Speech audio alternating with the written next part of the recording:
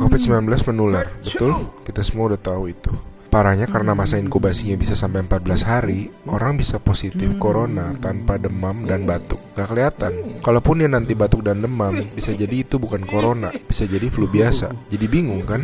Nah, saat ini cara yang paling akurat yang kita punya adalah dengan testing. Pemerintah ini sedang mempersiapkan testing massal di hari-hari ke depan. Pesan utama video ini adalah jangan panik ketika nanti setelah testing massal, angka positif corona kita naik tajam. Kenapa? Ibaratnya selama ini lampu yang nyala itu cuma lampu kecil aja, sehingga kasus yang kelihatan ya sedikit. Tapi begitu lampu-lampu lain dinyalain, baru semuanya kelihatan. Jadi kalau nanti dalam sehari angkanya naik tinggi, artinya bukan dalam sehari tiba-tiba terinfeksi menyebar. Oh my god, penyebarannya cepat sekali, dalam sehari naik sekian. Lebih tepatnya, dalam sehari kelihatan banyak kasus positif yang terinfeksinya itu dari kemarin-kemarin, tapi belum kelihatan. Ngerti ya bedanya ya? Pahit emang rasanya ngeliat fakta, tapi ini penting banget. Makin kelihatan, makin mereka bisa diisolasi sehingga nggak nularin ke orang-orang yang lebih banyak lagi.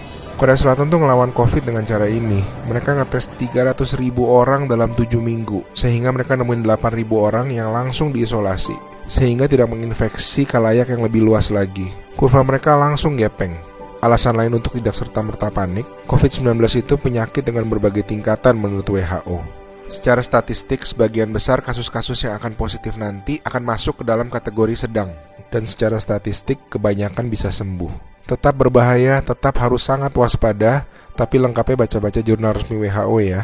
Di hari-hari ke depan kita akan lihat banyak orang positif corona, teman-teman kita, saudara-saudara kita. Tapi ingat, jangan jadi stigma. Corona itu bukan aib, dia bukan dosa, dia bukan kesalahan orang itu sendiri. Jadi kita tetap harus waspada, harus menjaga diri kita tidak terinfeksi. Kita malahan harus bantu mereka untuk jadi sembuh. Jadi akhirnya massive testing itu perlu, supaya yang sakit dan tercecer di sana-sini bisa diisolasi sehingga tidak menimbulkan lebih banyak orang yang terinfeksi.